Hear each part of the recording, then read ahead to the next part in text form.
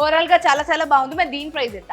ఇది మార్కెట్లో వచ్చేసి మీకు 1,00,000 130 అలా ఛార్జ్ చేస్తారు. మన ఫర్నిచర్ ల్యాండ్ మార్క్లో 79,999కి మాత్రమే వస్తుంది. ఓకే, 79,999 రూపీస్కి మరి ఈ డైనింగ్ టేబుల్ అయితే ఇస్తున్నారండి. కారణం ఏంటి అని అంటే టేక్ వుడ్ వాడుతున్నారు, ఈ కుషన్ వాడుతున్నారు, ఈ మార్బుల్ అవ్వనివ్వండి, కింద డిజైన్ అవ్వనివ్వండి, అందుకే అంత రేట్ ఉంది. చూడండి ఇది కాస్త డిఫరెంట్ అనమాట.